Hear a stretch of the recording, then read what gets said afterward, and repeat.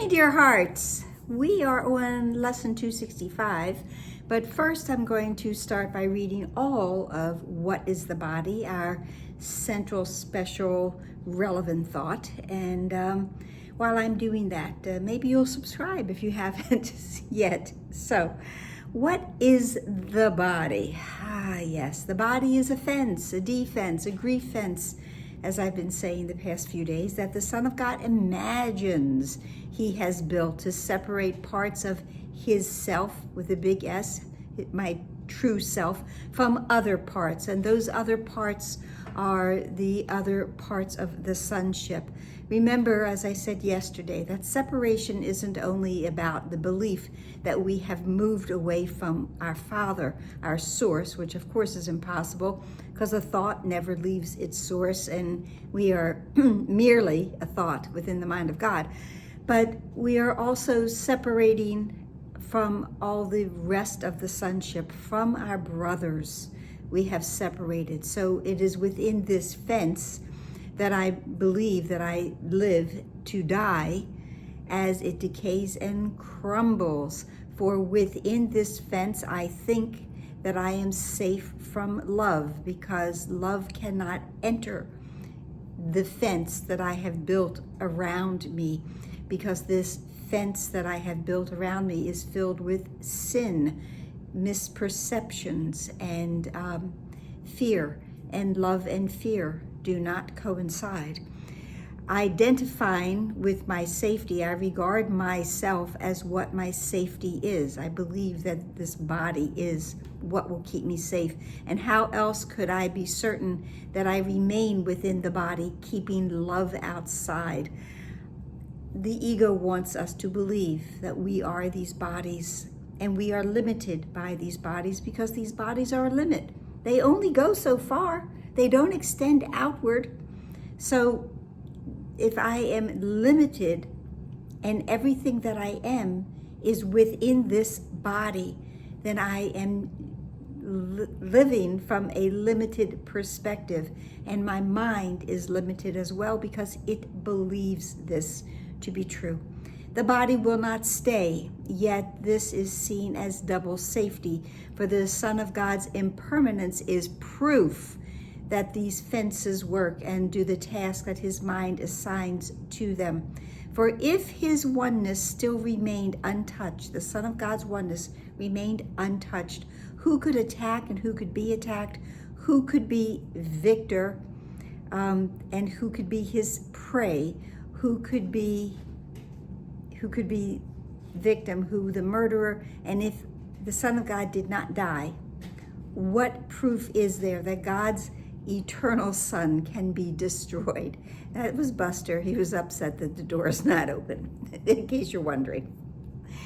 We need proof that the Son of God is not eternal and that the Son of God can be destroyed in order for the ego to be the victor in this insane scenario. The body is a dream. Like other dreams, it sometimes seems to picture happiness, but can quite suddenly revert to fear, where every dream is born, every dream, every illusion, every mad idea is coming to us from fear. For only love creates in truth, and truth can never fear. So fear and truth do not coexist. Fear and love do not coexist, nor do sin and love. Made to be fearful, must the body serve the purpose given it, and it's limited, so it can only do what it is being told to do. But we can change. We can change the purpose that the body will obey by changing what we think that it is for, and changing who is going to be the master of this body, who is going to be the one who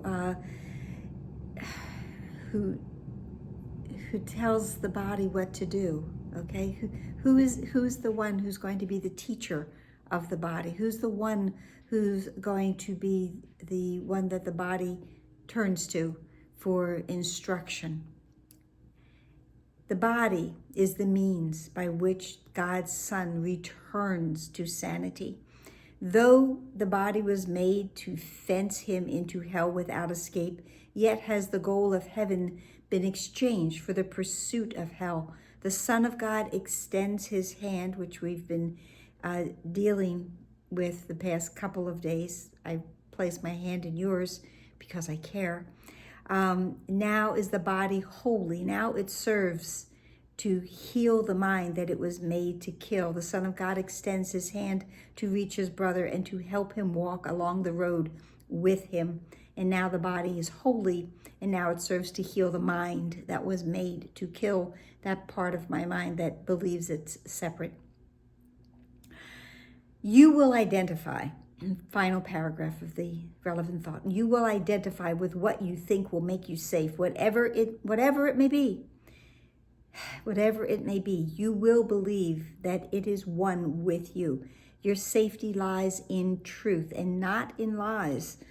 Love is your safety. Fear does not exist. Identify with love and you are safe. Identify with love and you are home.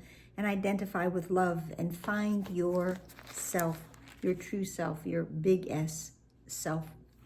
So we are giving the body over to the Holy Spirit for the Holy Spirit to be its guide rather than to have the ego as its guide. Today's lesson is creation's gentleness is all I see. I see nothing but the gentleness that my Father has used to create what is real and what is true.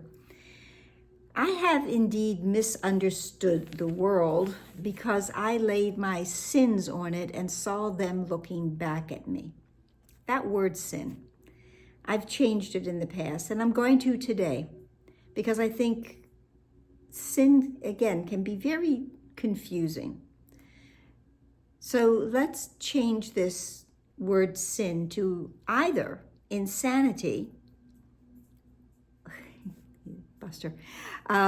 to either insanity or illusions. Okay, so I've misunderstood the world because I have laid my insanity on it, or my illusions on it, and saw them looking back at me. And how fierce those illusions seemed. And how deceived was I to think that what I feared was in the world instead of in my mind alone. Remember, it is an inside job. I haven't said that for a few days, but it's perfectly relevant and true here. This is an inside job. What I am looking on in this world is what has come from my thoughts. You will identify with what you think will make you safe. If I think these illusions will make me safe, that's what I'm going to see. That's what I will identify with. Today I see the world in the celestial gentleness with which creation shines. My Father is light. I am light. And all of this of creation has been created with light. Celestial gentleness with which creation shines. The light of creation shines upon everyone and everything. There is no fear in it. Let no appearance of my sins, my insanity, my illusions obscure the light of heaven shining on the world. What is reflected there is in God's mind. So what I'm going to see now, this gentleness, this celestial light in this world, has come from God's mind. And when I have joined my mind with his, the images I see reflect my thoughts now because I have joined my mind with my Father's. Yet is my mind at one with God's. And so I can perceive creation's gentleness. The second part of the lesson is the prayer in quiet. And we know the power of being quiet and being still. In quiet would I look upon the world, which but reflects your thoughts, Father, and now mine as well. Let me remember that they are the same, and I will see creation's gentleness. As we closed out our previous relevant thought, what is sin? we closed it with let me remember lessons. The last one being let me remember God created me. Let me remember. Let me remember. Indeed, I am one with God. Let me remember this so that all I will see is creation's gentleness. And if I use the vision that comes to me, Christ's vision, when I remember I am one with God, then everything I see will reflect that light. And the world will be bathed in light and in gentleness. And there will be no fear and no sin, no illusions.